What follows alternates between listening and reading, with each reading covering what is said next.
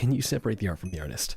I think it's a cool question, and that's what I wanted to yap about today. You can apply it to pretty much any art form, to be honest, but right now, I'm thinking about music. It's on my mind because of Wilbur Soot. If you're watching this, you probably know who he is. Dream SMP, Minecraft YouTuber guy. It was confirmed that he pretty heavily abused his ex-girlfriend a while back.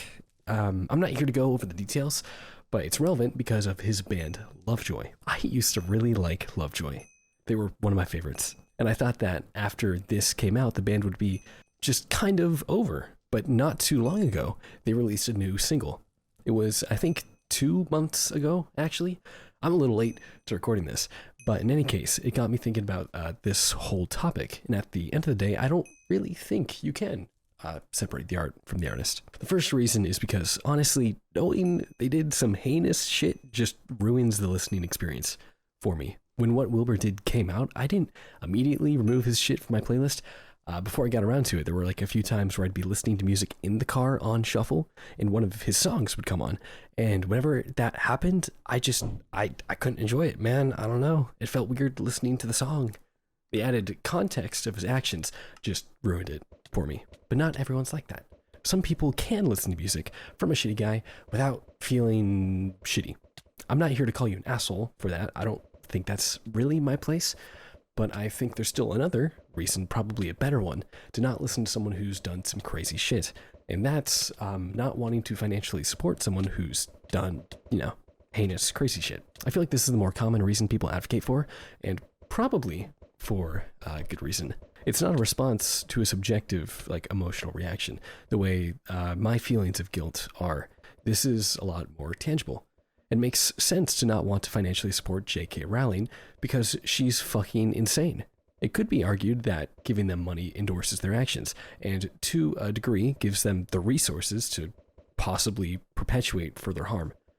Of course, the few dollars in, revenue Wilbur Soot makes off of me listening to his song on Spotify isn't, it only goes so far. Also, on top of that, he's already rich enough for pretty much none of that to matter.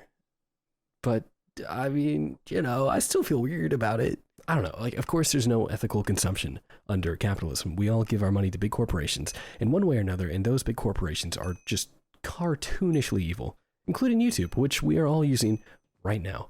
But just because we can't be perfect doesn't mean we should support abusers. It's not super black and white, and I'm not entirely sure where the line can be drawn exactly. Someone could be like, oh, well, if you don't like Wilbur Soot, you're not going to listen to his stuff anymore. What about, where do we draw the line? What about someone who was, mean to someone once or whatever, But I think it's reasonable to say that listening to the music of a known abuser is probably on the wrong side of that line. These conversations always devolve into where do you draw the line? But I've come to realize that I don't need to know exactly where the line is drawn in the sand to know that a certain action crosses it. Another pretty interesting example is Michael Jackson. There were a lot of allegations of him doing some pretty bad stuff that you're not supposed to do to kids. I have no idea if the allegations were true or not. This was all before my time, really, and I never looked into it, and I'm not going to now. Pretty much all my knowledge on the subject comes from that one South Park episode. All I really know is that the issue seems to have never been resolved. And for the sake of this conversation, it doesn't really matter if he did or didn't. What matters is that no one really seems to care. People still listen to his music as usual. And I think one of the many reasons for this is that he's a musician and not an influencer. People form parasocial relationships with musicians and content creators, to be clear. But in general, content creators get it a lot worse. Something about the intimacy of YouTube, and especially Twitch, gives people a false sense of personal connection. And one effect of that connection is that if that person does some crazy shit, you're more likely to give a shit. I think that's one of the many reasons people cared a lot more about this than they do about mainstream artists doing some, wild stuff. Not like I'm saying that's a bad thing. I think mainstream musicians should be held to the same standard. If you're an abuser, that should just be it. No more career for you. Another creator I really liked that did some heinous stuff was Exurb1A. He makes video essays sort of adjacent to philosophy or related to philosophy. And he was one of my favorite YouTubers for a long time. I haven't really had any for a long time. I had pretty much no YouTubers that I personally enjoyed that did some like crazy stuff in a way that like really hit home. I just got lucky, I guess, with the type of people whose content I actually got invested in. This was the first. I thought his videos were pretty insightful, if not a bit pretentious sometimes. But hey, man, that's philosophy. That's how it goes. He's also written some books, and I've read most of them, a lot of them. The Fifth Science and The Prince of Milk were amazing, in my opinion. But maybe a year ago, I saw TikTok talking about some of the best video essays ever made on YouTube. And one of the ones listed was Exurb 1A's A Hut in the Woods is Not the Answer, which is an amazing video essay. And I was like, whoa, Exurb 1A mentioned, I like that guy. And I went to the comments, but all the comments were not also going, whoa, Exurb 1A, I like that guy. They were talking about some pretty awful shit he'd been accused of, which caught me off guard. So I looked more into it. Emotional abuse and sexual assault. I'm not here to get into the details. And to be honest, it's been so long that the details are pretty fuzzy in my memory. But based on all the evidence I looked at the time, I was fairly certain some dark stuff went down. The most damning part of it being that Exurb 1A has never tried to defend himself or clear his name. He just did the classic influencer strategy where you pretend like it never happened and just hope it blows over. And given his recent views on his more recent uploads, I guess it's working. I feel like if someone accused me of doing something that horrible, I'd be fighting tooth and nail to provide evidence and clear my name. He hasn't said a word, which leads me to believe he just hopes it'll blow over. And I guess it worked. And now I just have these books sitting in my room, and I don't know what to do with them. I feel gross having ever read them in the first place. It just sucks, dude. I don't know why YouTubers can't just be normal. You have everyone's dream job, and then you have to do shit like this. It's like, why? Back to Wilbur Soot though, real quick. I did see a lot of people on Twitter coming out and saying like, oh yeah, is it safe now to say that I don't like Wilbur Soot's music? I've always hated Wilbur Soot's music. It's super bad.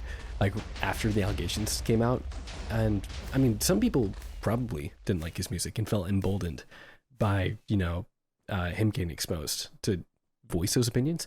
But I also feel like there were so many people that like just used to like his music, but then kind of pretended not to like his music afterwards, which was like a bit weird. I don't know. I feel like we don't need to pretend the music was bad if you liked it before to condemn his actions. I feel like, like I still think his old music like are good pieces of art, and I think that they're like still enjoyable to listen to, or not enjoyable to listen to because like I don't like to listen to them, and I don't listen to them, but like it's a good, well composed piece of music that is pleasant on the ears, I guess. But then my brain thinks about what he did. I'm like, ew, no.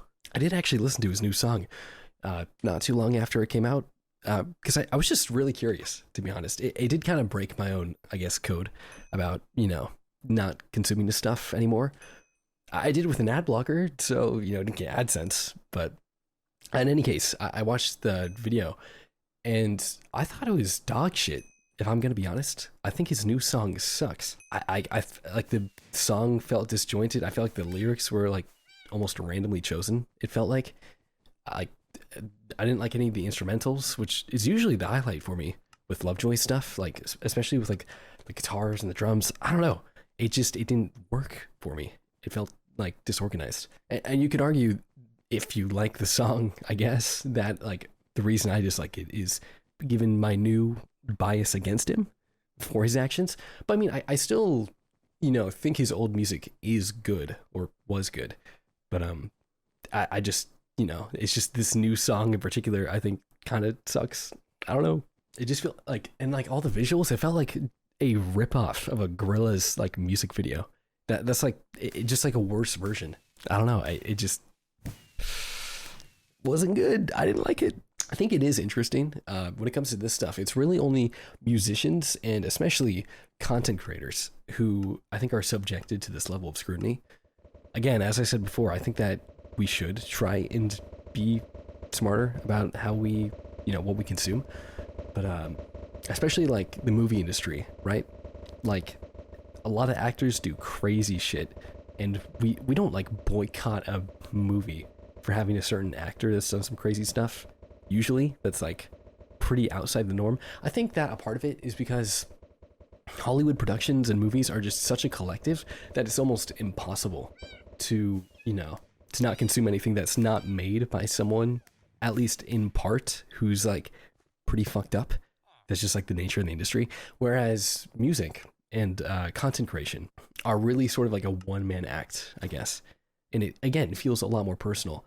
So it's a lot easier to sort of cut off, I guess, their content, like to stop watching them. And people feel a lot more inclined to do so. I think that's the main difference. I don't know. Those are all my thoughts. I'm done yapping. That was too much.